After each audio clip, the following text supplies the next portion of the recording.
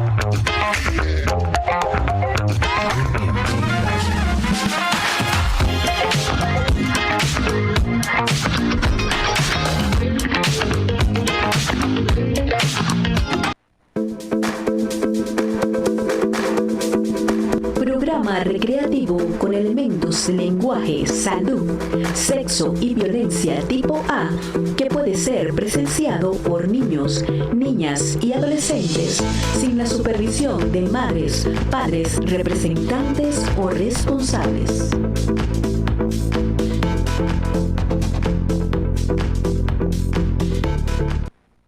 Siembra Televisión, compañía anónima, no se hace responsable por los comentarios y opiniones emitidas en el siguiente espacio, los cuales son de absoluta y única responsabilidad del moderador, productor o público participante de dicho espacio.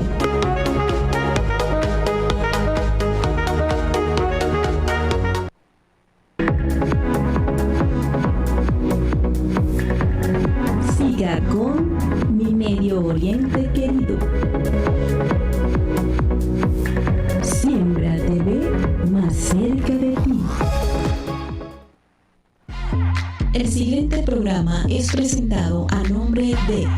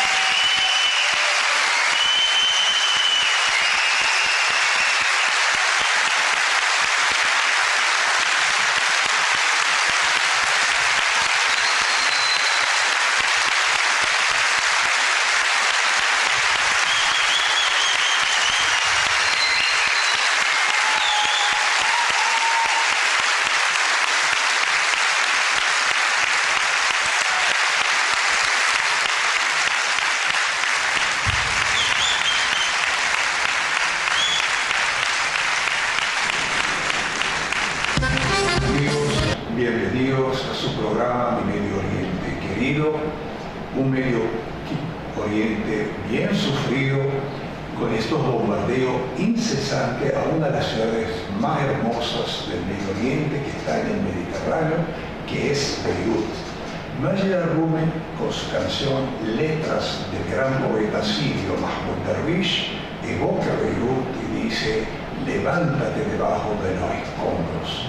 Y cuando hablamos de los escombros, estamos hablando de esta forma cruel y salvaje como hoy Israel está bombardeando a Beirut, destruyendo edificios, cometiendo un genocidio dirigido por una figura muy triste y muy criminal como el primer ministro Netanyahu. Doctora, bienvenida a su programa Mi Medio Oriente, es un placer tenerla acá y creo que tenemos más cosas que decir. Gracias, José, la bienvenida. Buenas tardes a todos los televidentes de Mi Medio Oriente Querido. Hoy con esa bella introducción dedicada a Beirut, la capital de tu querido Líbano. Así es. Y del cual vamos a hablar en el día de hoy de todos esos hechos acontecidos en todos estos últimos días allí. Vamos a hablar una pequeña introducción sobre ello. Israel, que mantuvo territorio libanés ocupado durante casi 2 décadas, ha vuelto a invadir a su vecino del norte. Según The Times of Israel, el número total de soldados israelíes desplegados en Líbano puede ya superar los 15.000. Sus ataques contra Líbano han dejado 2.119 víctimas mortales, la mayoría en las últimas 2 semanas, bombardeos contra el país, incluida su capital Beirut. Por su parte, la ONU ha advertido de que más de 1 millón de personas necesitan asistencia militar en el país y hay graves riesgos para la salud de la población. ACNUR calcula que 250.000 personas han escapado de la República Libanesa a su vecina del norte, la República Árabe Siria, y la OMS advierte del alto riesgo de brotes epidémicos entre los desplazados internos. El alto representante de la Unión Europea para Asuntos Exteriores, Josep Borrell, ha abogado por dar menos armas a Israel para detener el conflicto. Hay armas y armas. No se trata de dejar a Israel indefenso, que ciertamente no lo está. Israel tiene hoy el ejército más poderoso de Oriente Medio, gracias obviamente a la ayuda occidental, dijo Borrell. Borrell sin duda está diciendo algo muy interesante. Estamos entregando armas, tecnología a un gobierno que está destruyendo. Hoy el Líbano y esta guerra ha llevado a 40.000 muertos entre Gaza y el Líbano, la destrucción masiva en Beirut, edificios, hospitales, escuelas, y yo tengo las armas y hay un despliegue de 15.000 soldados hacia el sur. Hay que reconocer, hay un equilibrio religioso. Cuando se fundó el Líbano en 1920 y que fue conocido el Líbano el Grande como un equilibrio entre los cristianos y los musulmanes. Le entregaron el poder, la presidencia de la República, a los cristianos católicos maronitas. Al presidente del Congreso tiene que ser chiita, y el primer ministro musulmán sunita. Siempre ha existido ese equilibrio entre todos estos poderes. Los chiitas en el sur, que son la mayoría del sur del Líbano, era la gente, digamos, de bajos recursos, y el sur estaba como un poquito deprimido económicamente. En 1980 cae una de las personas importantes en este juego político como fue el Shah de Irán, y llega el Khomeini con su revolución chiita, y esto trajo un apoyo a estos grupos que después se formaron, como el caso de Hezbollah. Y creo que por ahí tenemos una reseña sobre Hezbollah.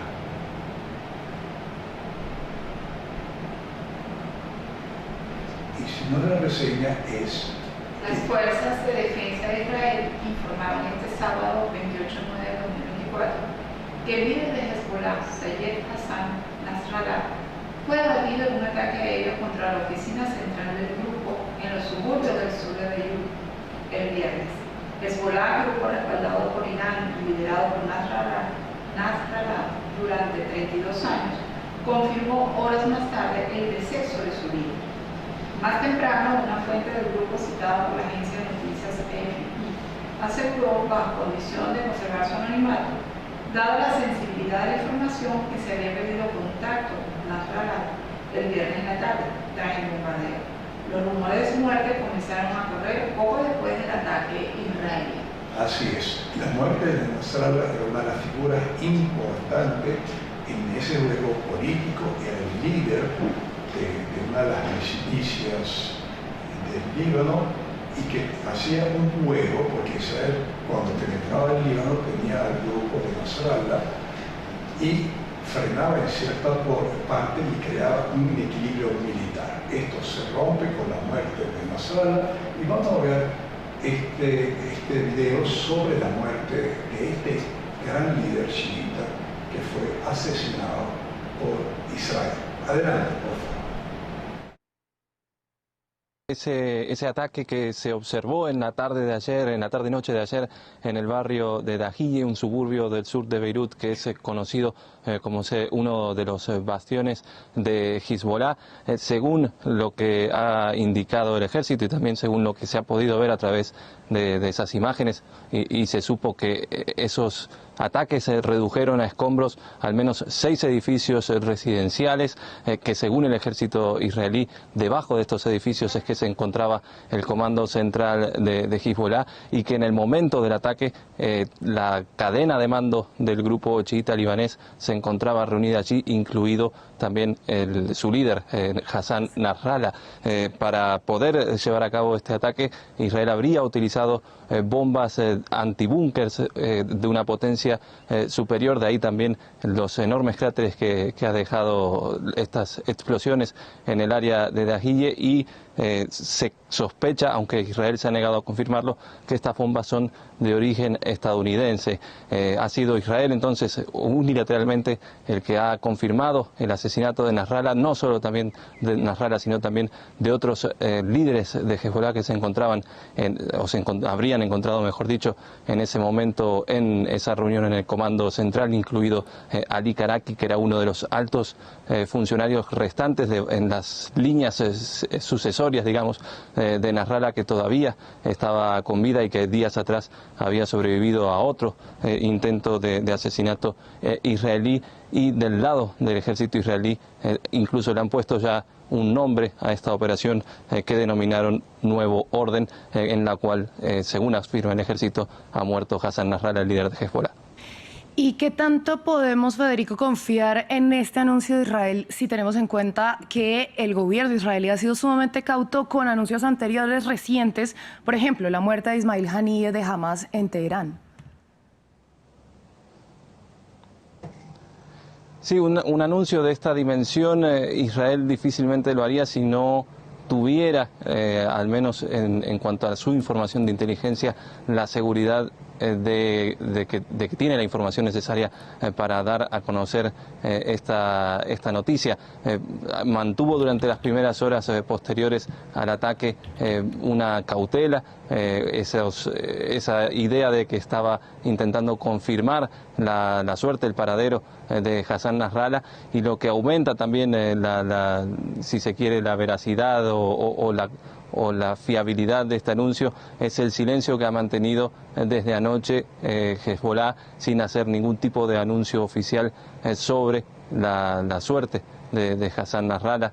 Está claro que si hubieran tenido alguna confirmación rápida de que el líder de Hezbollah seguiría con vida, seguramente ya lo hubieran dicho a este momento. Esa es la especulación. Obviamente se espera también algún tipo de confirmación oficial del lado de Hezbollah, pero un anuncio de esta magnitud, Israel generalmente trata de asegurarse de contar con la información necesaria para darlo a conocer, como ha ocurrido también en su momento con el asesinato del líder del jefe político de Hamas, Ismail Haniyeh. Igualmente uno siempre tiene que mantener esa cautela, al menos ese punto de señalar que de momento por parte de Hezbollah no ha habido ningún tipo de confirmación oficial del asesinato de Nasrallah. Totalmente, Federico. Es un anuncio que hacen las fuerzas de seguridad de Israel, que hasta el momento no tiene ningún comentario del grupo libanés. Ahora le pregunto, ¿qué representa la figura de Hassan Nasrallah para Israel? Sí, en Israel Hassan Nasrallah es visto como un líder terrorista porque se considera a Hezbollah una organización terrorista, del mismo modo que lo hace Estados Unidos. Es también considerado, diría, junto con el líder perdón, el ayatolá Ali Khamenei, el líder de Irán, son considerados como las dos caras visibles, los dos grandes enemigos de Israel, y bueno, un poco lo señaló también el portavoz militar israelí que se encargó de hablar con periodistas y dar el anuncio de parte del ejército israelí sobre el asesinato de Hassan Nasrallah. Dijo que Nasrallah había estado aterrorizando a Israel durante las últimas décadas. También lo consideran responsable de múltiples ataques y atentados que se dieron en otras partes del mundo, incluyendo, por ejemplo, se lo considera del lado de Israel responsable del ataque a la embajada de Israel y a la sede de la AMIA en Buenos Aires en 1994. Por eso se presentó como que de esta manera se estaba eliminando una amenaza terrorista no solo para Israel, sino también para el mundo. Esas fueron las palabras que utilizó Israel los voceros israelíes en su anuncio. También es considerado un jugador clave, un rol clave, un miembro clave de la cadena de ese eje llamado eje de la resistencia comandado por Irán. Siente Israel que si quita a Nasrallah de la ecuación también se debilita fuertemente ese eje de la resistencia liderado por Irán, ya que Nasrallah era su principal activo en esta cadena y en esta organización que se extiende a varios países de Medio Oriente. También en Israel, por esta razón, hay como una sensación de victoria en redes sociales, comentarios positivos y de celebración. Y también, por ejemplo, uno de los líderes regionales del norte de Israel manifestó sentirse aliviado y orgulloso por la noticia dada por el ejército israelí de todavía tenemos que decir supuesto, o al menos solo confirmado por el ejército israelí, asesinato de Hassan Nasrallah. Federico, algo que también tenemos que decir es que según testigos que cita la agencia Reuters, los ataques aéreos israelíes continúan en los suburbios del sur de Beirut, y la agencia AP había dicho que hasta la madrugada del sábado, después de que el ejército pidiera a los civiles en Líbano que abandonaran las residencias o que evacuaran los edificios de esta zona, continuaron los ataques. Y otra cosa que usted estaba mencionando era al líder supremo de Irán, al ayatolá Ali Khamenei, que justamente sabemos que emitió un comunicado diciendo que la matanza de personas indefensas en el Líbano revela una vez más a todos la ferocidad del perro rabioso sionista, como califica al gobierno israelí. Esto es un comunicado del líder del ayatolá Ali Khamenei. Y esto solo por dar un poco de contexto de lo que está ocurriendo. Ahora también tenemos que saber, o tenemos que recordar que Netanyahu dijo ante la Asamblea de Naciones Unidas que esta campaña de ataques contra Hezbollah, no contra Líbano, sino contra Hezbollah, iba a continuar. Le pregunto, ¿es el mayor golpe de Israel contra Hezbollah y contra los grupos apoyados por Irán? ¿Qué puede pasar ahora? Sí, por lo pronto, en lo inmediato, y como bien lo señalaban, lo que ha seguido sucediendo después de ese bombardeo en Beirut han sido más bombardeos israelíes en varios barrios de los alrededores de Beirut, incluido también en Dahiyeh. Durante la noche, lo que se ha reportado desde el Líbano fueron bombardeos muy intensos y que tras un cierto parate o una reducción de la intensidad en las primeras horas de esta jornada, se han vuelto a reanudar. Israel sigue su campaña y así lo ha señalado también el jefe del ejército, que dijo que todavía no han utilizado todas las herramientas que tienen a disposición y que se espera que tanto los bombardeos israelíes continúen, así como también está en máximo alerta el sistema tanto de defensa como ofensivo. Según las palabras del ejército israelí, están en máximo alerta frente a la posibilidad de una represalia de Hezbollah. Ha habido hoy, por ejemplo, un nuevo lanzamiento de un misil de largo alcance hacia el centro de Israel que cayó en una zona abierta. También sonaron sirenas en el norte de Israel, en áreas del norte de Cisjordania ocupada, en los asentamientos israelíes en Cisjordania ocupada. Es decir, que Israel todavía considera que Hezbollah tiene capacidad para lanzar, para seguir sus lanzamientos de cohetes o incluso utilizar capacidades un poco más elevadas, más allá de que de momento la organización se encuentra descabezada, si se confirma esta muerte de Nasrallah y también la de prácticamente todos los otros líderes que le siguen en la cadena de mando, porque a partir de los ataques que ha realizado Israel, sobre todo desde finales de julio, ha logrado ir, como decía, descabezando la organización chiita.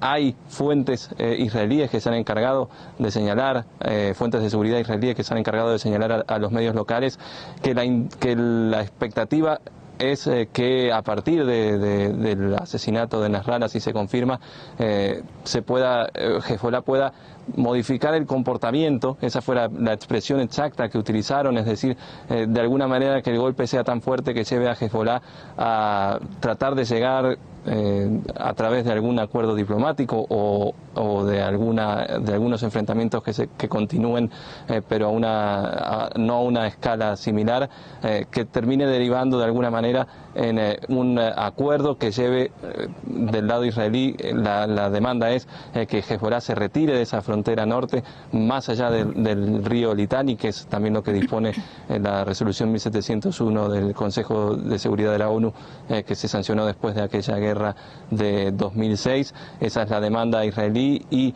hay, repito, fuentes que han dicho a medios israelíes que pretenden o que piensan que de esta manera, con este posible asesinato de Nasrallah, se pueda llegar a un tipo de acuerdo sin llegar a esa posible invasión terrestre para la que Israel también se dice preparado y para la que ha movilizado miles de reservistas a la frontera norte. También está la otra posibilidad, que es que todo esto, estas acciones israelíes que han modificado esa guerra de desgaste que se había dado durante los últimos 11 meses, estos golpes que Israel le ha dado a Hezbollah terminen desembocando en una guerra todavía mucho más amplia que puede involucrar eventualmente de forma directa a Irán y que también de esa manera arrastre a Estados Unidos y obviamente pueda expandirse el conflicto a unos niveles todavía más amplios y más destructivos de lo que se ha visto hasta ahora.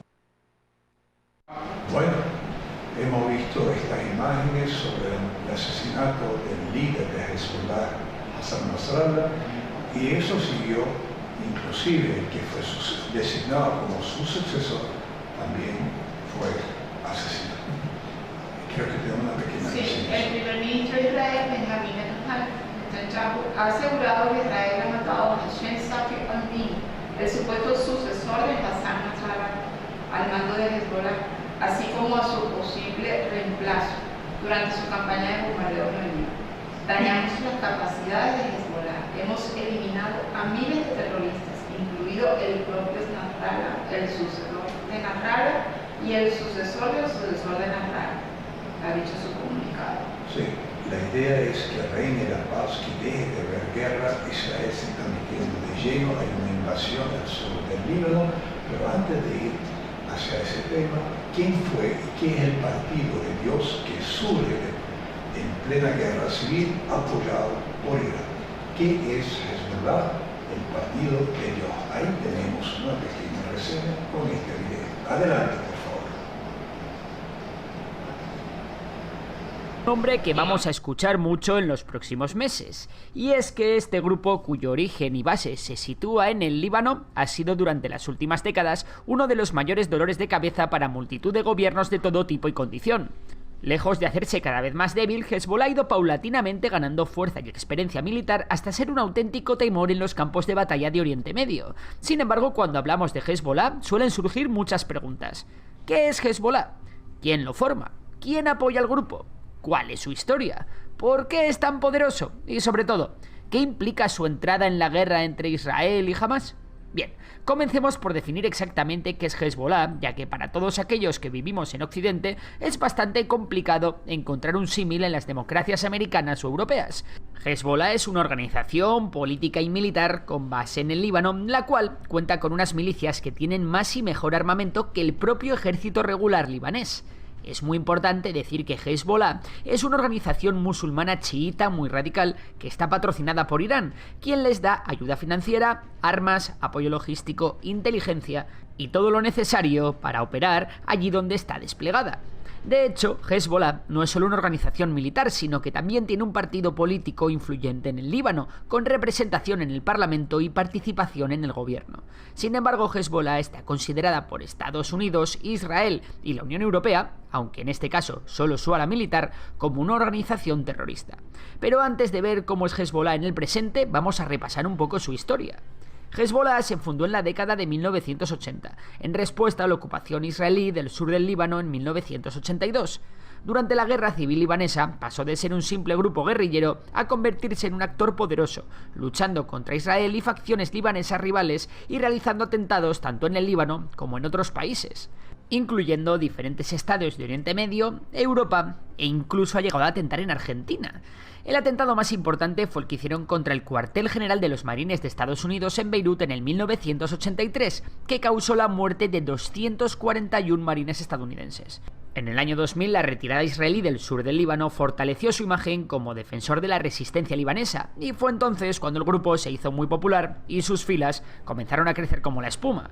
Y así es como, con la ayuda iraní, la ilusión de los nuevos milicianos y la experiencia de los veteranos de guerra, Hezbollah se hizo muy grande, tanto que era capaz de compararse al propio ejército regular libanés y de tener su propia agenda política en el país. En 2006, Hezbollah se hizo famosa mundialmente cuando lanzó una operación sorpresa en el norte de Israel en la que mató a 8 soldados israelíes y secuestró a 2 más. Israel respondió invadiendo el sur del Líbano en la llamada Guerra de Verano, y el conflicto alcanzó una gran intensidad durante 34 días, y en ella Israel no fue capaz de conseguir la victoria aplastante que perseguía. Al final ambas partes firmaron un alto al fuego y, para evitar las tentaciones de volver a pegarse de leches entre sí, la ONU desplegó tropas en la zona cuya misión es crear una separación entre el ejército israelí y Hezbollah, una misión en la que España ha estado siempre muy representada, manteniendo aún tropas en el terreno. Pero con el fin de las hostilidades en el Líbano, la actividad de Hezbollah no se detuvo, y es que nuevos conflictos asolaron Oriente Medio. En 2011 se produjo la Primavera Árabe, y en Siria estalló una guerra civil entre las tropas gubernamentales de Bashar al-Assad, aliadas de Irán, y los rebeldes sirios.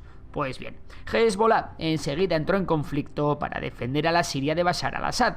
Además de los motivos ideológicos que había detrás para Hezbollah, era clave que al-Assad pudiese mantener el poder en Siria. ¿Por qué? Bueno, acordaros de que Hezbollah recibe una gran cantidad de suministros y armamentos de Irán, y para que la ayuda llegue fácilmente por tierra, esta tiene que atravesar Irak y Siria. De momento ambos países están gobernados por partidos proiraníes, pero si alguno cayese, la cosa se podría poner complicada.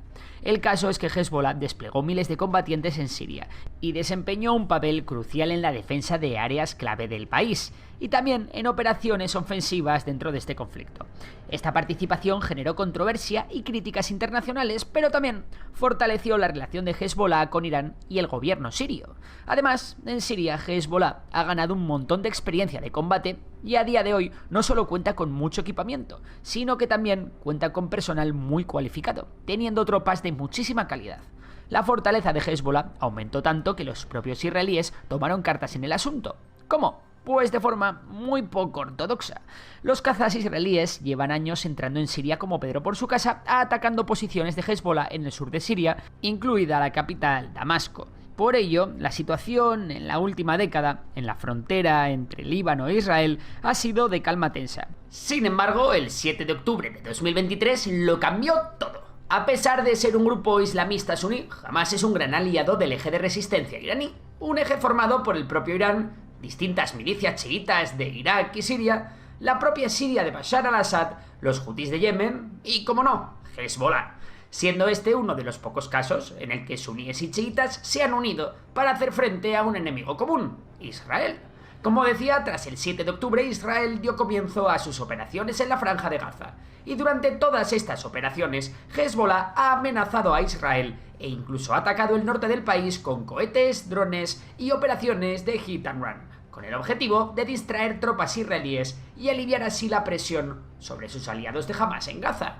Estas acciones provocaron que 100.000 ciudadanos israelíes que vivían en la frontera hayan tenido que abandonar sus hogares, mientras Israel ha hecho lo propio llevando a cabo ataques en la frontera y bombardeos contra la cúpula militar de la milicia libanesa. No obstante, tanto Hezbollah como Irán no han dado durante todo este tiempo la impresión de querer ir a una guerra abierta contra Israel.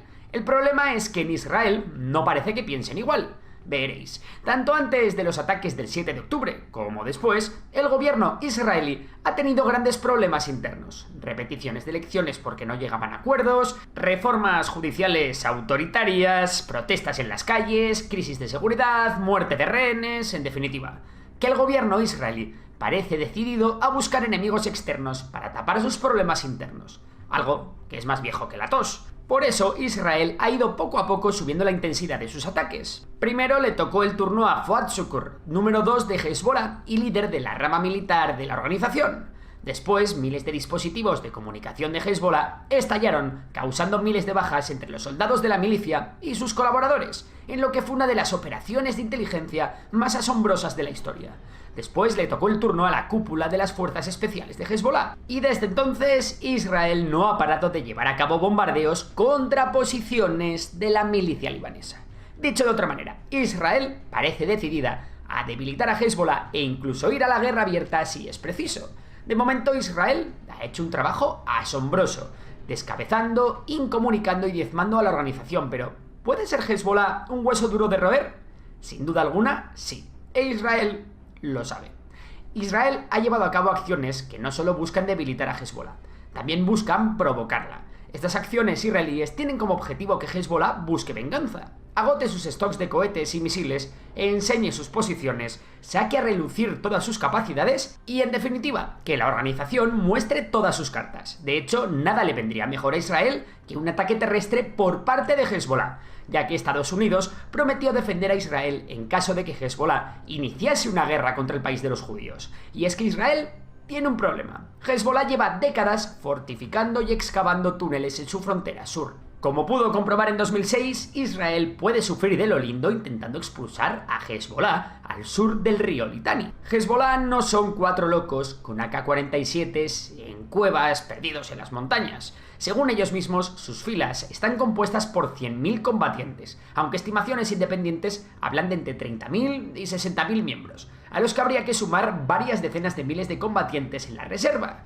Su estructura está bien organizada y militarizada. Cuentan con misiles de largo alcance capaces de llegar a cualquier punto de Israel, y entre 100.000 y 200.000 cohetes de corto y medio alcance, que quieras o no, pueden ser un verdadero dolor de cabeza. Además, Hezbollah cuenta con mucho apoyo entre la población. Por si todo esto fuera poco, Hezbollah tiene una gran influencia en el gobierno libanés, de hecho está dentro de este, e incluso en el gobierno de la vecina Siria. Por ello, antes de iniciar una operación terrestre, Israel necesita debilitar lo máximo posible a Hezbollah y seguir bombardeando incesantemente las posiciones de los libaneses. No obstante, en este conflicto tenemos que tener en cuenta 2 claves más. La primera es el apoyo que Irán pueda prestar a Hezbollah, tanto a nivel logístico como militar.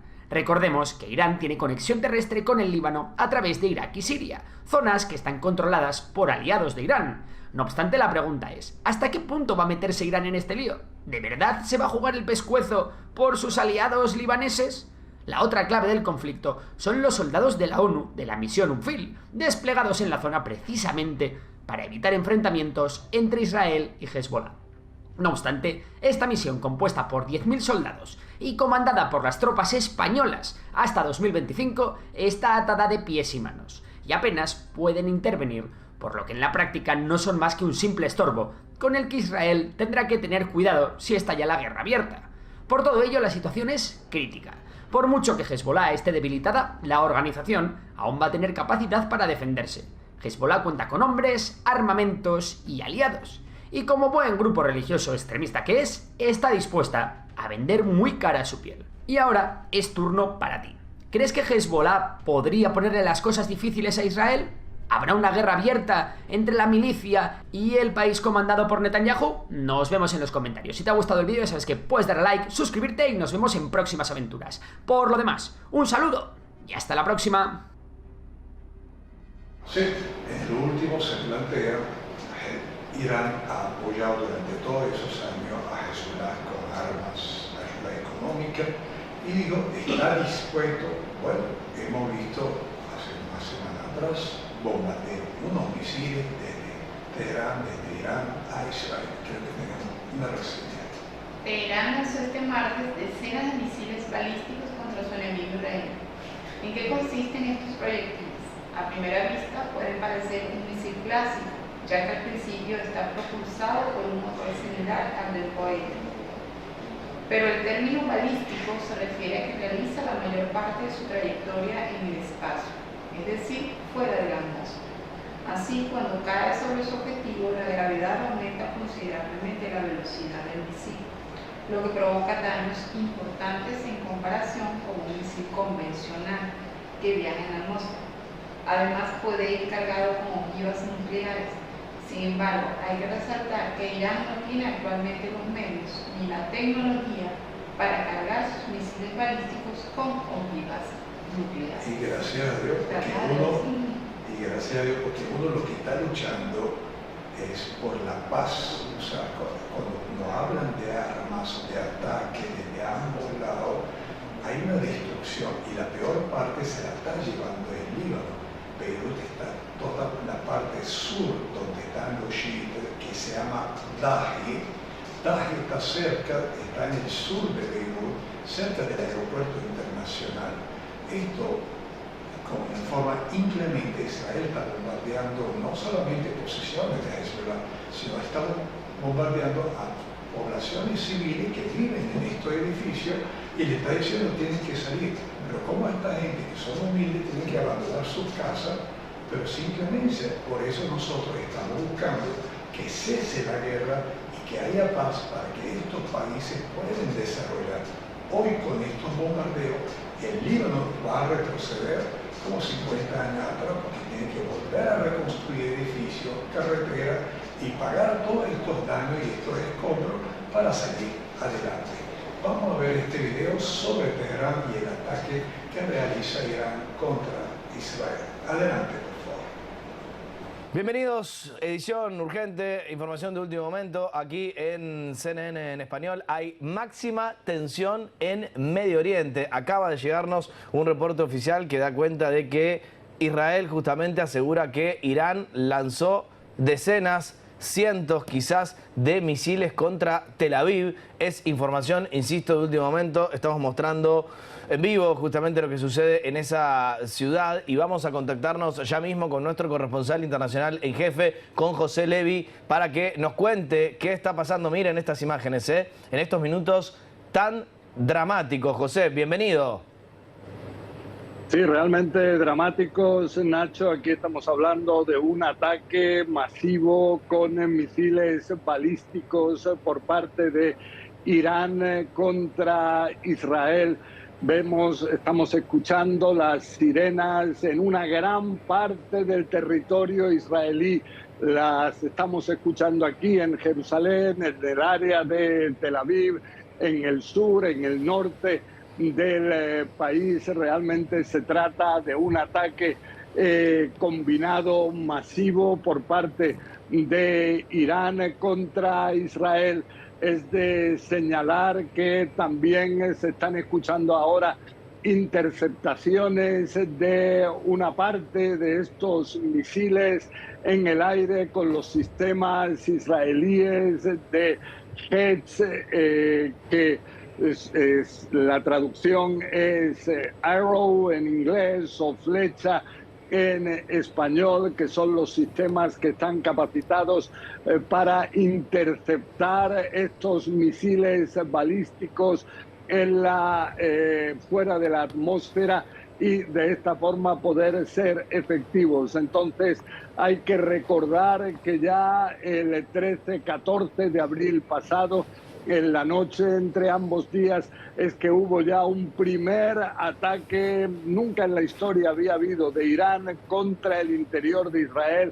Entonces fueron misiles balísticos, 110, de ellos 106 fueron interceptados, 4 no, pero no hubo víctimas mortales. También en ese momento se lanzaron drones, se lanzaron misiles de crucero. En cualquier caso, en esta ocasión parece que el ataque es más de misiles balísticos porque tienen una mayor rapidez.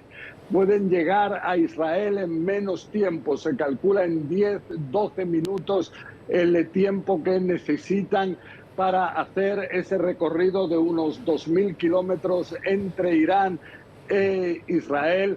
A diferencia de eso, por ejemplo, en la vez pasada que hubo el ataque, también habían drones, pero los drones son 8 horas que les lleva el hacer todo este recorrido.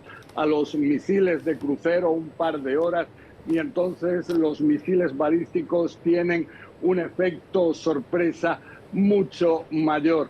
Eso sí, está por ver si va a haber una respuesta israelí, inclusive como muchos habían dicho, inmediata. Inclusive cuando los misiles están haciendo su camino a Israel, se desconoce qué tipo de represalia puede haber por parte de Israel. Lo que sí es que en la Casa Blanca ya advirtieron hace un par de horas de que un ataque iraní iba a ser inminente. Estamos viendo que realmente se está transformando en realidad, y lo que decían también en la Casa Blanca es que caso de se atreviera a realizar un ataque así contra Israel, entonces eso llevaría a consecuencias graves. Vemos que se trata de momentos enormemente tensos. En Irán habrían decidido el llevar a cabo este ataque, habían prometido el tomar represalias, el vengar la muerte del líder del ala política de Hamas, Ismail Haniyeh, hace unas semanas en Teherán. Desde entonces esa represalia se ha retrasado. Ahora también está la muerte del líder del grupo militar más importante que es apoyado por Irán, Hezbollah, en el Líbano. El líder Hassan Nasrallah murió en un ataque israelí el pasado viernes contra su cuartel general en Beirut. Ahí también murieron más de 20 comandantes de Hezbollah y esto es también significativo, un comandante central, un general de la Guardia Revolucionaria iraní. Entonces se piensa que quizás también este tipo de ataque ahora puede ser en represalia por todas estas cosas. Nacho. Contexto necesario de lo que está pasando ahora mismo. Escuchen, allí están las sirenas en todo el país, a las que hacía referencia José Levi. Hago silencio un instante para que las puedan apreciar. Allí las escuchan también en el micrófono de nuestro compañero. Ahí está. Sí, también aquí en y agregar Jerusalén. a lo que sí, también en Jerusalén, o sea, no solo en Tel Aviv, también en Jerusalén, en distintos puntos del país, según los reportes que tenemos.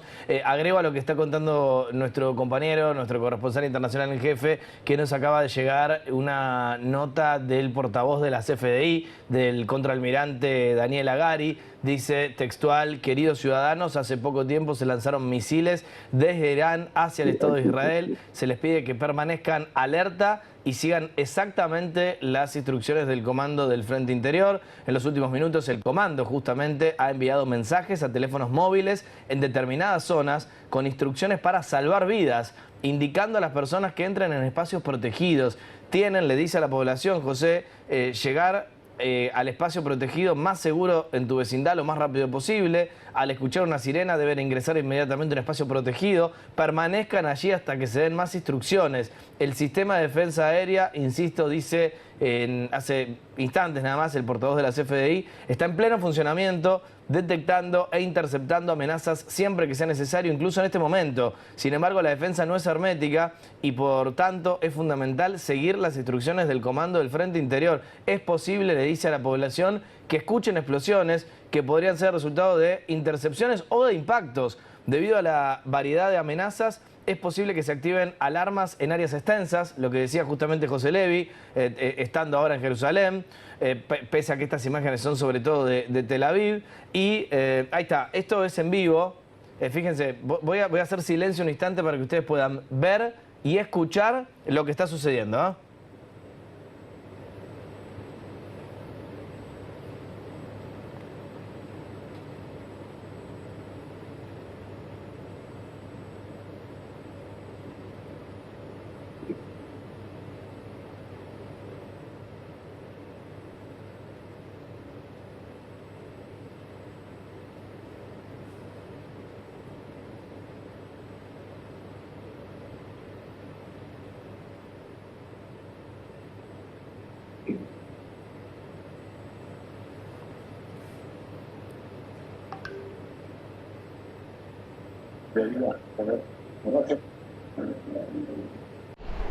Bueno, hemos visto estos misiles.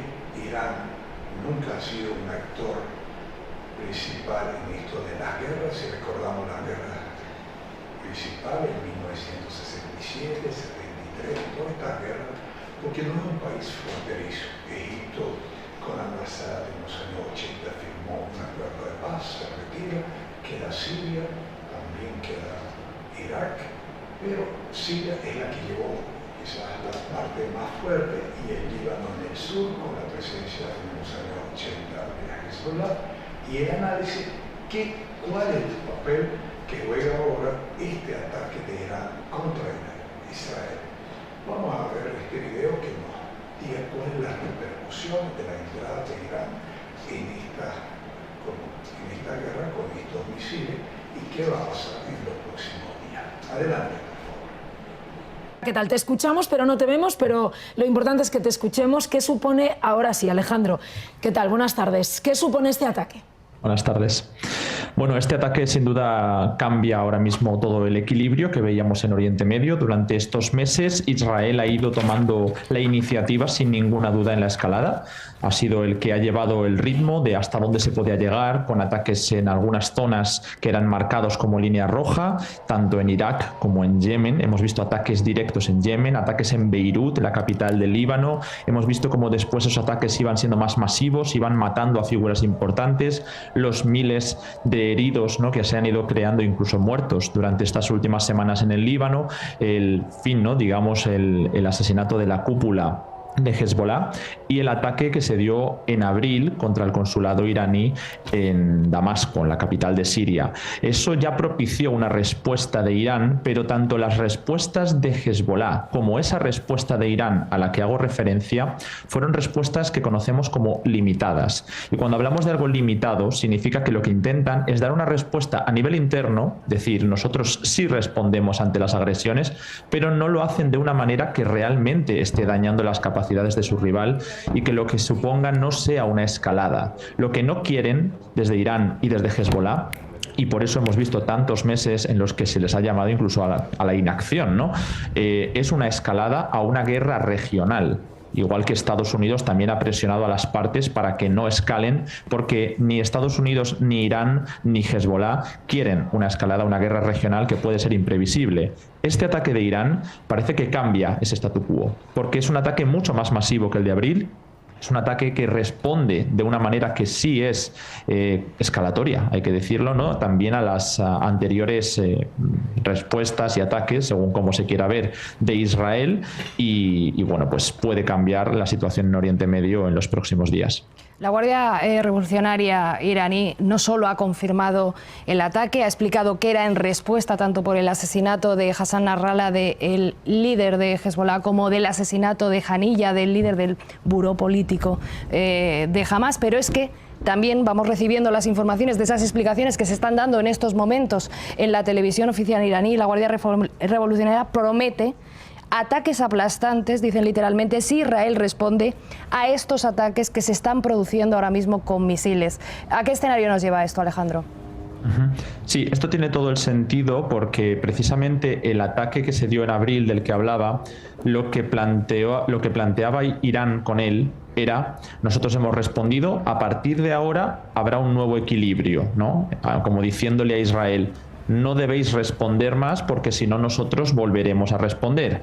¿Qué ocurrió? Israel respondió, no aceptó ese nuevo equilibrio, matando a Ismail Haniyeh en territorio iraní, que eso fue otra escalada a la que prometieron responder, pero coincidió con la llegada al cargo del nuevo presidente iraní, Masoud Pezeshkian. Masoud Pezeshkian corresponde a una de las ramas más moderadas que buscaba un acuerdo con Occidente, cambiando con el anterior gobierno, que sí que era mucho más rupturista y buscaba a lo mejor un enfrentamiento más directo con Israel. Desde entonces hemos visto que no hubo respuesta al asesinato de Ismail Haniyeh ni al ataque en territorio iraní, con lo cual este ataque, al responder de nuevo, ¿no?, y marcar otra línea roja, como que si Israel responde, la respuesta volverá a ser más masiva, intenta de nuevo marcar la línea roja de a partir de ahora este es el nuevo statu quo. A mí personalmente me parece menos viable que Israel acepte este nuevo statu quo que en abril, y si en abril ya no lo aceptó, lo esperable es que haya nuevas respuestas. ¿Quién tiene más que perder en todo esto? Bueno, aquí nunca se sabe, ¿no?, quiénes están mandando, cuáles son los intereses que van a primar, porque como digo, Irán tenía bastante que perder si no respondía en torno a todas sus alianzas con Oriente Medio, con los distintos grupos del eje de la resistencia, pero también tiene bastante que perder si respondiendo llegamos hasta una guerra regional. Al único al que parecía convenirle de manera bastante clara era Israel, porque como digo, cuando se ha marcado un nuevo equilibrio, lo ha roto constantemente con la invasión, aunque sea limitada y puntual, de territorios fronterizos de Líbano. Se marcaba el que podía ser el tercer gran conflicto con intervención territorial de Israel en Líbano. Esto es una nueva ruptura de ese equilibrio. Israel claramente, cuando ha conseguido forzar esos límites, ha ido más allá y ahora con Irán lo ha vuelto a hacer.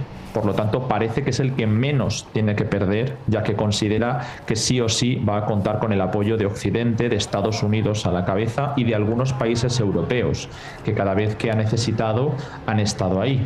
Ya, de hecho, después de los ataques de Israel en Líbano ayer mismo, la respuesta estadounidense fue defender públicamente, ¿no?, que lo que está haciendo Israel, valga la redundancia, es defenderse, ¿no?, y ese derecho a la autodefensa que le está arrojando a Israel en mitad de los ataques en Líbano, ¿no?, que no era en otro contexto. Además, señalando que si Irán se atrevía a responder a lo que estaba haciendo Israel en Líbano, que Irán sufriría las consecuencias. Con lo cual, sabiéndose con estos apoyos que tiene de Occidente, Israel tiene menos que perder que Irán. Le ha convenido romper esas líneas rojas que hemos ido explicando durante esta intervención, porque sabe que si se desata una guerra regional, Occidente está ahí. Una pregunta más, Alejandro. Lo que estamos viviendo esta tarde es un ataque directo de Irán como Estado, de Irán como país. De hecho, acaba de llegar una información de que ha sido el propio líder supremo quien ha ordenado personalmente, obviamente, el lanzamiento. Pero esto no es Irán actuando a través de sus proxies. Entonces, ¿cuál es la capacidad militar de Irán en este sentido? Porque, claro, sí, la diferencia es notable. Sí, y además también hay diferencia dentro de los grupos, porque como digo, el presidente que entró justo el día que fue asesinado Ismail Haniyeh este verano en ejercicio, no quería una escalada mayor que la que sí que podíamos ver en sectores más beligerantes con Israel, como eran el líder supremo, el Ayatollah Khamenei, y por otro lado la Guardia Revolucionaria, que además una sección de la Guardia Revolucionaria es la que ha coordinado tradicionalmente los vínculos con los grupos de Oriente Medio del eje de la resistencia, milicias iraquíes, con los hutíes, con Hezbollah, con milicias sirias, con Hamas o la Yihad Islámica Palestina. Es decir, muchas de estas cosas no las decidía directamente el Ejecutivo, ¿no? Sino que se han ido trabajando desde instancias como la Guardia Revolucionaria o como el propio líder supremo. El hecho de que el líder supremo ya anunciara que se debía contestar hace meses, pero fuera Hezbollah el que tuviera que llevar al final la voz cantante en sus decisiones bilaterales, ejemplificó que estaba rompiéndose esa unidad en Irán. Las capacidades de Irán pueden ser muy grandes, pero si no hay una unidad política o no hay una unidad de actuación estratégica, no eran útiles. Estábamos viendo constantemente que quedaban relegados dentro de la iniciativa en el conflicto. Y que aunque Hezbollah tampoco haya destacado, ¿no?, por esas grandes respuestas, sí que ha sido partícipe de esas dinámicas y ha pagado con la muerte de muchos. Continuamos con Mi Oriente Querido. Siembra TV, más cerca de ti.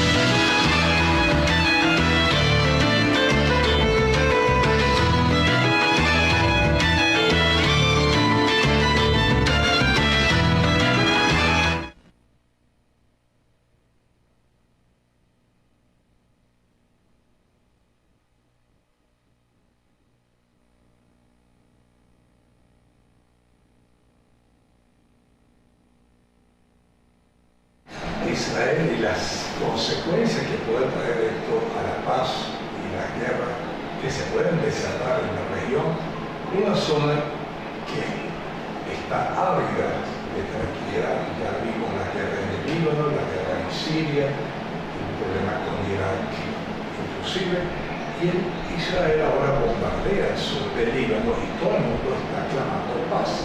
Tengo armas, tengo una potencia y si llevo todo el mundo por delante. Eso hay que abogar por la paz para que exista una paz duradera en la región, que estos pueblos pueden echar adelante. Vamos a descansar un poco de estas guerras, de estas armas, y no hay una forma más clara y precisa de descansar, sino escuchar a Fairuz con su voz, Mi Patria, Watanin, en honor al Líbano. Adelante, por favor.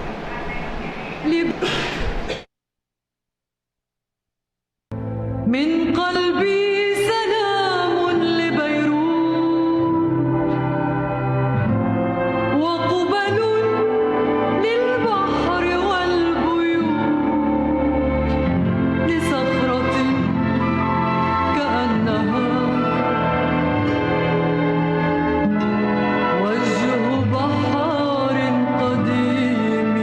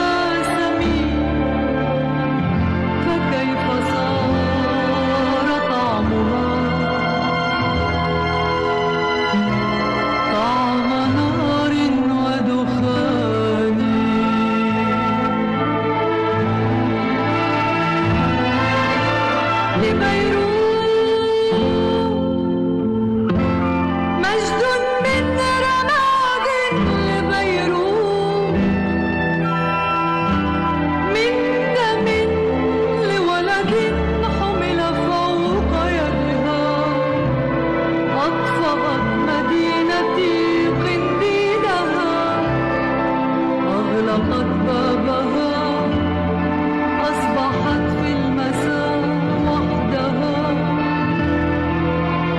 وليل.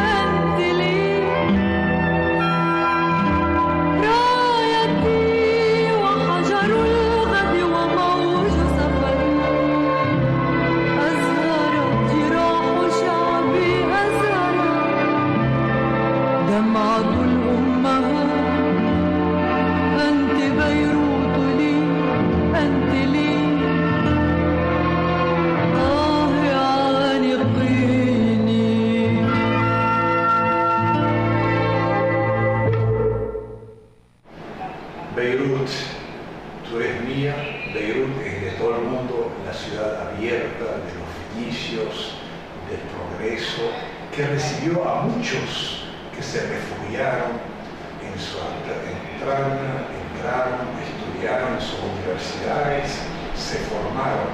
Beirut formó prácticamente a muchos presidentes de las repúblicas que están cerca en Siria, Irak, estudiaron ministros gracias a la Universidad Libanesa, norteamericana del sur, de Suiza, la francesa, inclusive Beirut fue algo muy importante en la región. Feruz evoca, regresa y tiene que regresar. No hay una destrucción. Esa destrucción incremente de Israel contra la ciudad de Beirut es terrible, porque estoy seguro que este gran pueblo, el pueblo israelí, se va a levantar. Vamos a ver un vistazo sobre el único aeropuerto internacional que hay en el Líbano, el aeropuerto de Beirut, y todas las situaciones que están bien. Adelante. Estos que ven son los primeros soldados israelíes entrando esta madrugada en el Líbano. Con este vídeo que ha difundido el ejército de Israel, comenzaba la incursión terrestre que, según el gobierno de Netanyahu, va a ser selectiva y contra un objetivo: Hezbollah.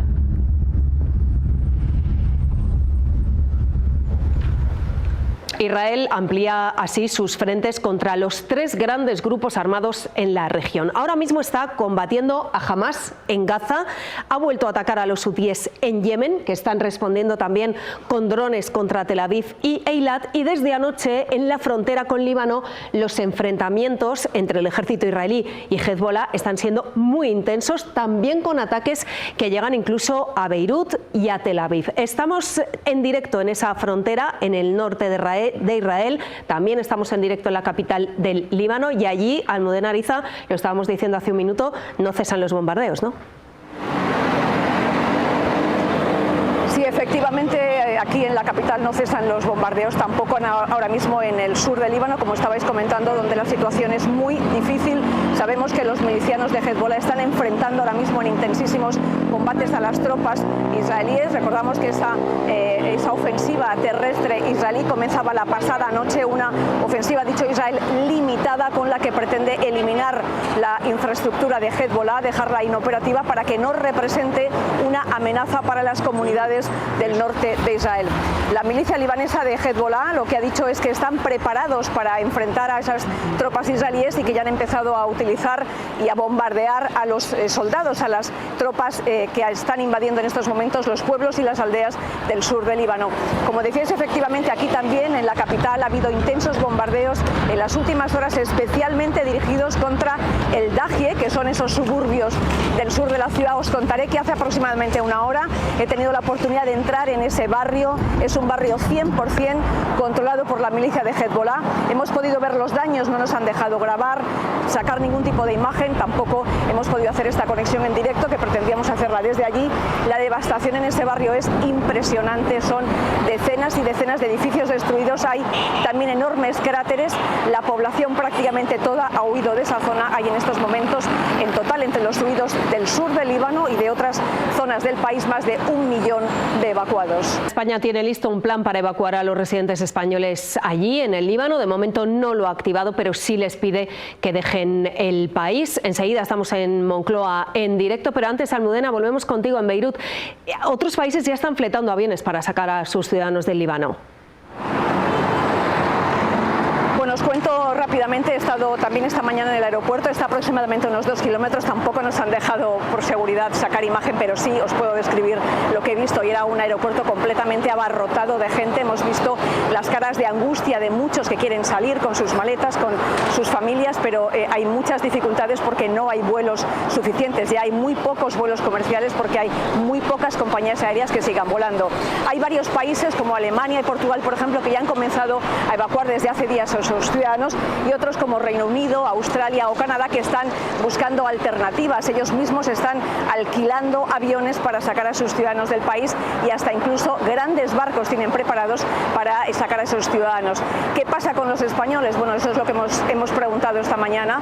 Para que os hagáis una idea, hay 1 millar de españoles viviendo en Líbano, más de un centenar están en el sur, es decir, en las áreas más peligrosas, y hemos preguntado al consulado, nos han dicho esta mañana que al menos hay una décima parte, es decir, algo más de 100 españoles que querrían salir del país, pero ahora mismo solo hay una compañía que hace 3 vuelos directos a España y prácticamente no hay vuelos hasta mediados de octubre. Y a esta hora, y subrayamos lo de a esta hora, el Gobierno sigue pidiendo a esas personas que abandonen el país por sus propios medios y que estén pendientes de la información de la Embajada, porque esta se va actualizando. También vuelve a recomendar que nadie viaje al Líbano. Según ha explicado el ministro de Exteriores, su departamento y Defensa están en contacto para activar el plan de evacuación cuando lo consideren oportuno. No entran en detalles, insisten, por una cuestión de seguridad, pero todo apunta, como ha sucedido en otras ocasiones, que nos vamos a enterar cuando ya esté en marcha o haya finalizado. En estos momentos no hay constancia de víctimas españolas.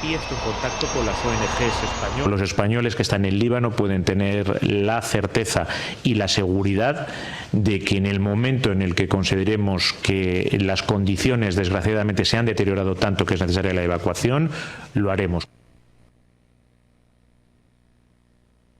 El único aeropuerto que está en Beirut está en el sur, justamente cerca de Dahie, y bueno, y en muchos países, en el caso de los españoles, quieren evacuar a sus ciudadanos, y esto se está complicando.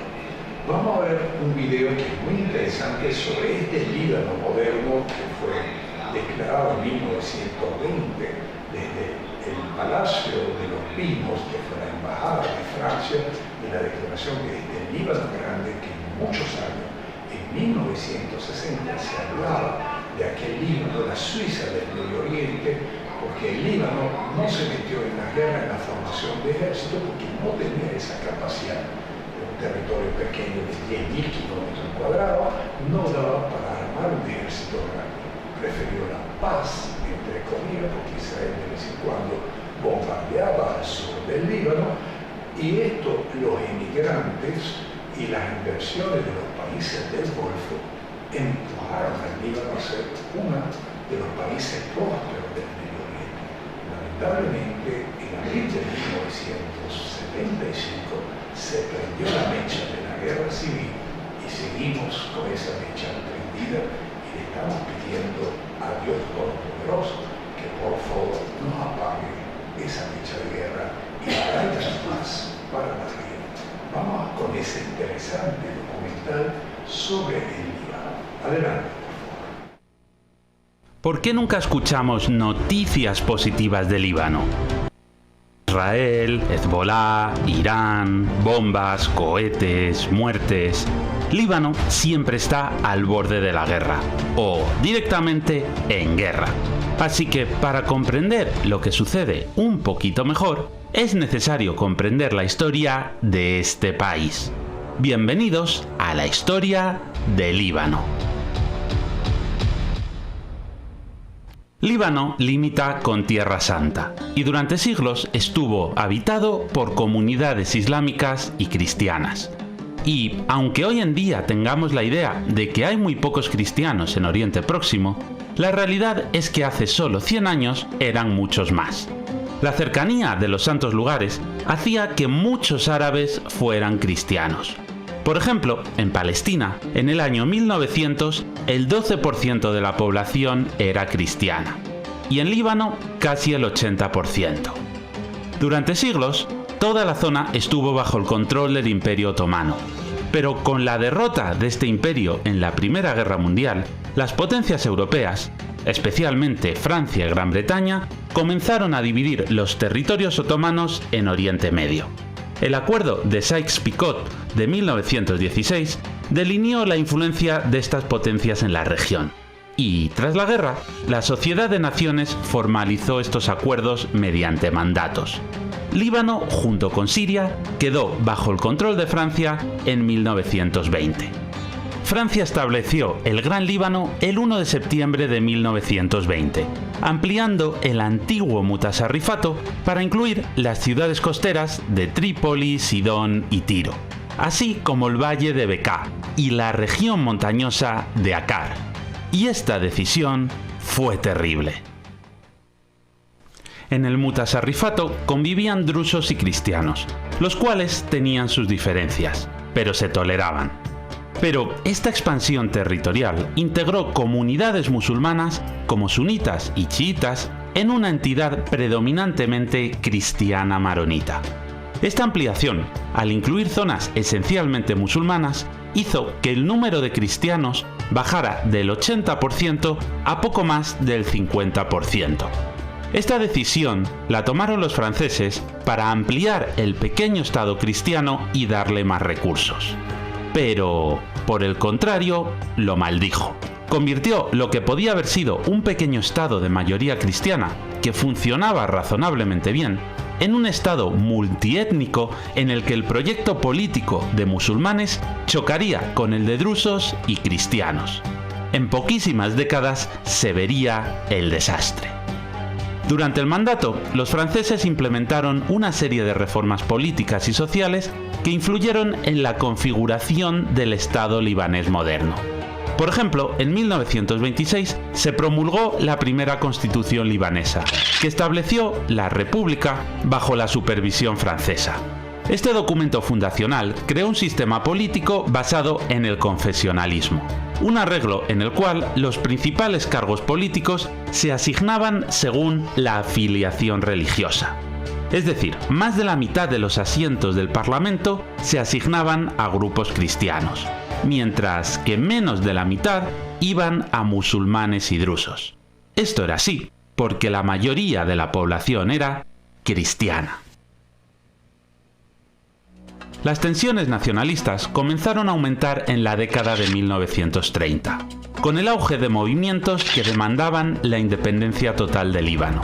Estos movimientos fueron impulsados tanto por líderes cristianos, que buscaban preservar el carácter distintivo de Líbano frente a la influencia siria, como por musulmanes que inicialmente tenían más afinidad con la idea de una gran Siria. Es decir, aquí ya vemos el primer gran problema. Durante la búsqueda por la independencia, los musulmanes, que eran una minoría, preferían unirse a Siria, mientras que los cristianos preferían tener un estado independiente. Y es que el panarabismo, una ideología que buscaba unir los pueblos árabes en una sola nación, pegó fuerte en el siglo XX. Así que gran parte de los musulmanes del Líbano querían unirse a Siria, mientras que los drusos y los cristianos pasaban del tema.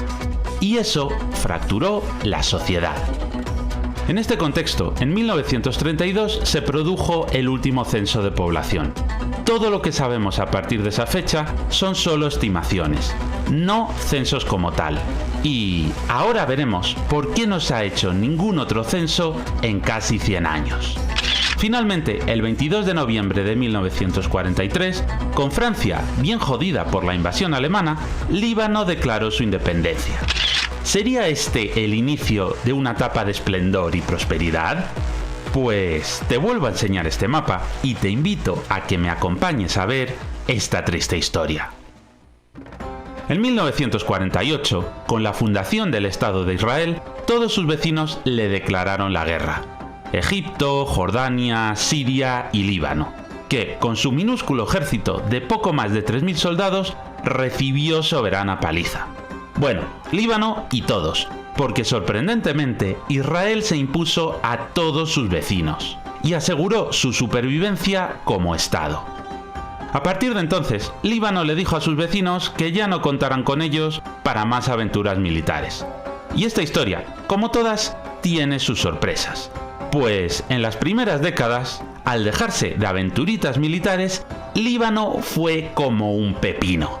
Es la época del milagro económico, que abarcó principalmente las décadas de 1950 y 1960. Líbano adoptó un modelo económico basado en el liberalismo, con un enfoque en el comercio, la banca y los servicios. La falta de restricciones en la economía y la ausencia de aranceles significativos fomentaron un ambiente favorable para el comercio internacional. Beirut, la capital, se transformó rápidamente en un centro financiero de la región, atrayendo bancos extranjeros y convirtiéndose en el refugio preferido para las fortunas árabes, especialmente las de los países del Golfo. Durante este periodo, Líbano experimentó un notable crecimiento en varios sectores clave de su economía. El sector bancario floreció, con Beirut emergiendo como la Suiza de Oriente Medio. Lo que sucedió debido a su sistema financiero seguro y a su atractivo como paraíso fiscal. Ya sabes, opacidad bancaria, blanqueo de capitales, empresas pantalla. Así que el dinero negro y las fortunas más turbias de la región entraban en Líbano, y allí se transformaban en dinero limpio. Y la bolsa de valores de Beirut se convirtió en una de las más importantes de la región. Pero, ¿qué hace este tipo aquí? Señor, váyase de mi vídeo, que yo no lo he llamado. Pero bueno, pero si es un traficante de likes. Pues aprovechando la ocasión, no os olvidéis de suscribiros y de darle a me gusta. Imagínate todo el trabajo que lleva este vídeo. Investigar, sintetizar, redactar, locutar y editar. Un trabajo monumental. Así que dale tu buen like y suscríbete. E incluso si te está encantando, puedes pensar en hacerte miembro del canal.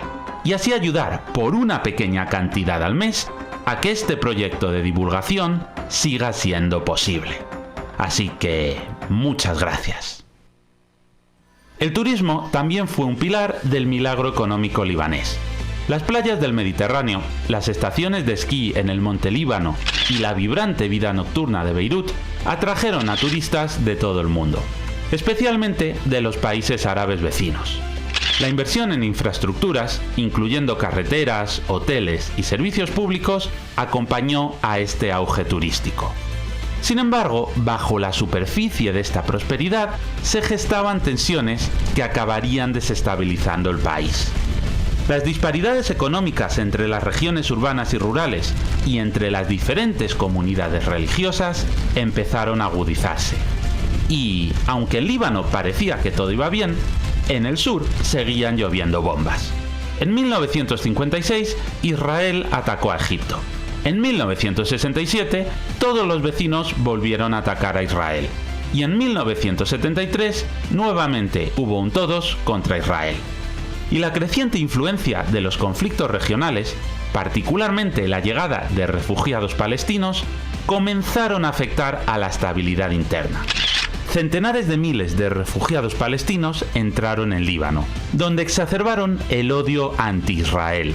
Y la Organización para la Liberación de Palestina, que en aquella época era un grupo terrorista, deambulaba por Líbano camuflándose entre los civiles.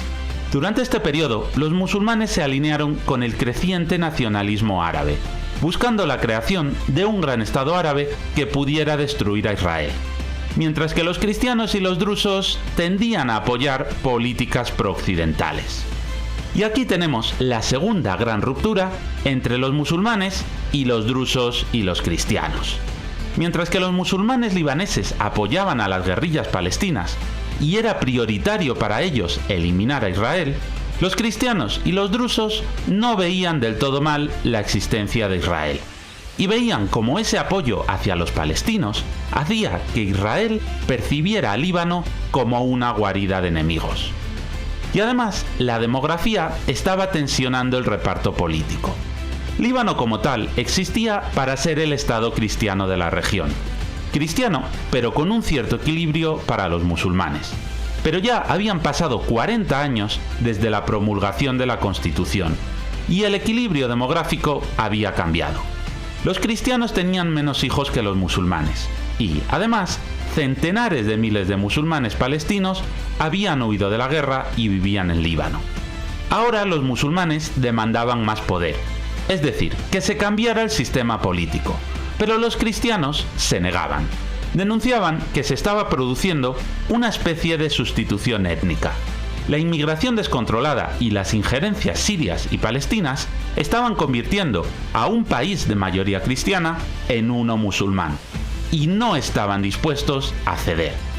Así que el milagro económico libanés comenzó a desmoronarse en la década de 1970, con el aumento de las tensiones sectarias y la inestabilidad política, que acabaron culminando en la guerra civil libanesa que comenzó en 1975. La guerra civil comenzó en abril de 1975, cuando milicianos cristianos maronitas de las falanges libanesas atacaron un autobús que transportaba a palestinos hacia Beirut, matando a 27 personas. Este evento fue la chispa que encendió el conflicto, aunque las tensiones ya estaban al límite.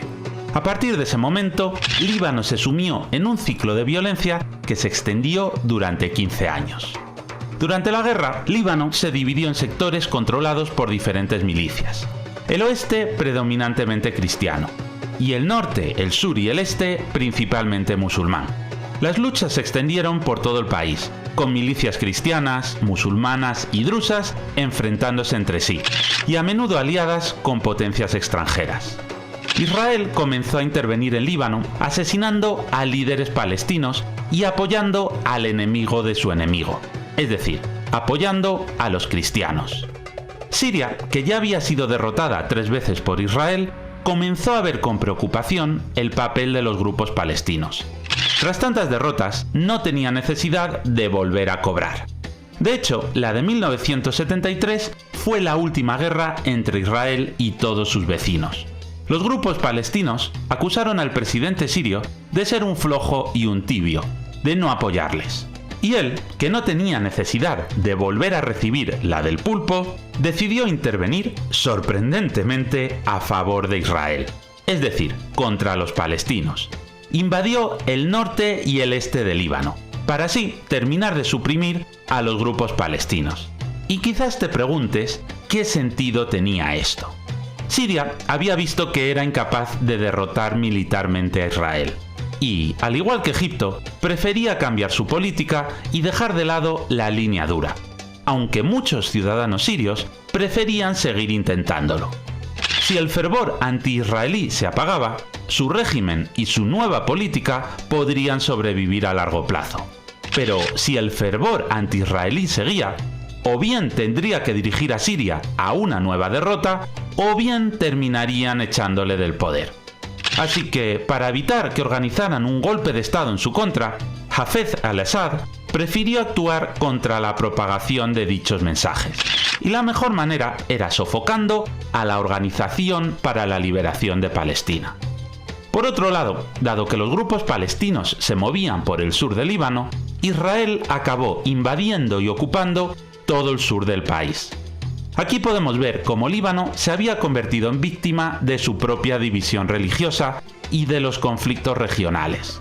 Tanto el panarabismo primero como el conflicto palestino-israelí habían debilitado su estabilidad interna. Fue durante la Guerra Civil cuando se fundó Hezbollah, un grupo terrorista chií que al principio buscaba crear un Estado islámico en Líbano. Se supone que en estos primeros años Israel financió o ayudó de alguna manera a Hezbollah, porque lo veía como una herramienta útil contra la Organización para la Liberación de Palestina. Esto no significa que Hezbollah fuera de creación propia, ni que actuara bajo sus órdenes, simplemente que lo vieron útil y le dieron unos dineros. Y era útil porque Hezbollah era chií, mientras que los palestinos eran suníes, y eso los hacía desconfiar los unos de los otros. Hezbollah buscaba destruir a Israel, al igual que la Organización para la Liberación de Palestina en esta época. Pero dos grupos terroristas no suelen convivir bien, porque ambos deseaban el poder y se mataban más entre ellos de lo que atacaban a Israel. Así que financiar a Hezbollah le venía bien a Israel para debilitar a la OLP. Aunque, como veremos más adelante, Hezbollah acabó mordiendo la mano que le dio de comer.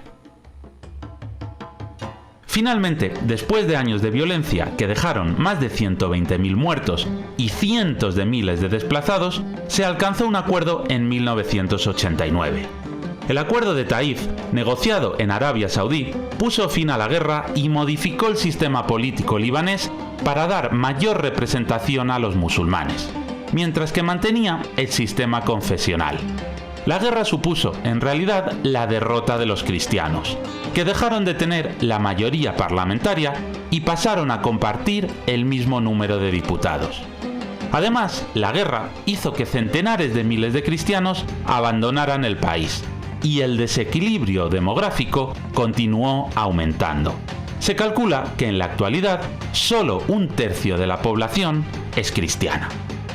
En la posguerra, el norte del país permaneció bajo ocupación militar siria y el sur bajo la ocupación israelí, y la Organización para la Liberación de Palestina fue expulsada del país, debilitándose mucho.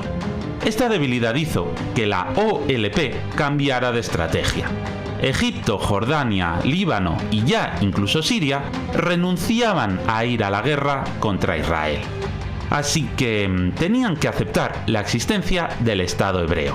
Entre 1991 y 1993 se celebraron una serie de acuerdos en los cuales la OLP aceptó la existencia del Estado de Israel de acuerdo a las fronteras de 1948. Desde entonces, la Organización para la Liberación de Palestina renunció al terrorismo. Pero mientras la OLP aceptaba a Israel, había un grupo dispuesto a tomar el relevo.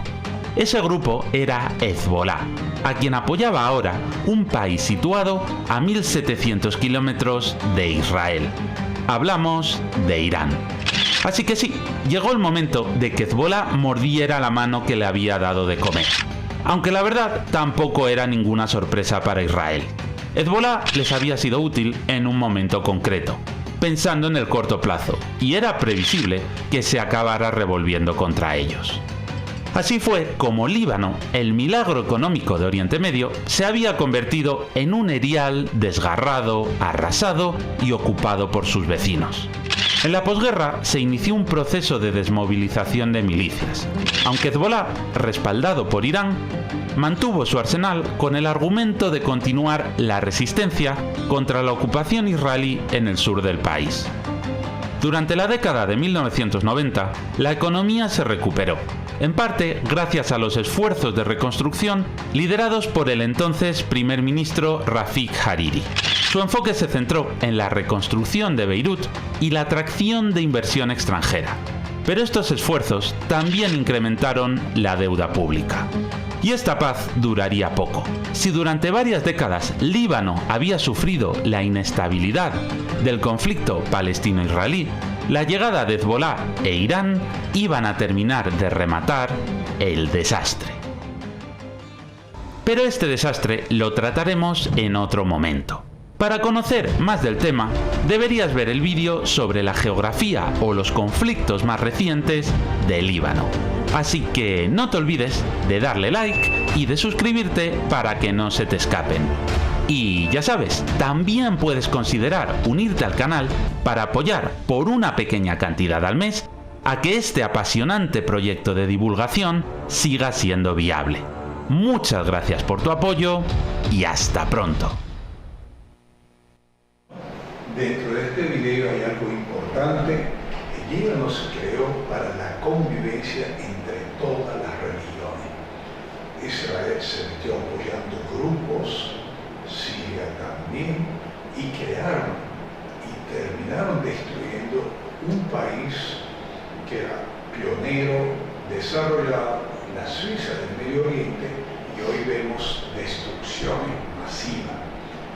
Esto es lo que es el bombardeo incesante en el sur de Beirut sobre infraestructura, lo hizo también en el 2006. Pareciera que también a Israel no le interesa un Líbano estable. El Líbano siempre ha luchado para tener su estabilidad, ha luchado por la paz. Obviamente hay grupos como Hezbollah y otros que le han dado la excusa a Israel para bombardear. Pero ya es la hora de que este hermoso y gran país llamado el Líbano tenga paz, que puedan vivir en sana paz y levantar vuelo nuevamente. Bueno, nos toca ir con este triste video, con lo que está pasando, con las muertes. Y bueno, doctora, le toca despedir el programa. Bueno, un programa muy interesante, de verdad que sí. Viendo todo lo que está aconteciendo en el Líbano, toda esa tragedia, todo ese bombardeo, como tú dices, y como dice una de las canciones que escuchamos, lo que esperamos es que el Líbano vuelva a renacer en la ceniza como lo ha hecho varias veces en anteriores oportunidades. Bueno, espero les haya gustado el programa de hoy. Un cordial saludo a todas aquellas personas que siempre están en sintonía de nuestro programa, a la familia Morgado Correa, al señor Oscar Isaac, a la señora Laura Escanda, y un especial cariño a la señora María González de Lucena, mamá que está en sintonía del programa, y a nuestra hija Sinaí, y a todas aquellas que siempre están pendientes de nuestro programa. Bueno, nos esperamos la próxima semana, el viernes, como siempre, de 6 a partir de las 6 de la tarde por su canal Siembra TV. Que pasen una feliz noche.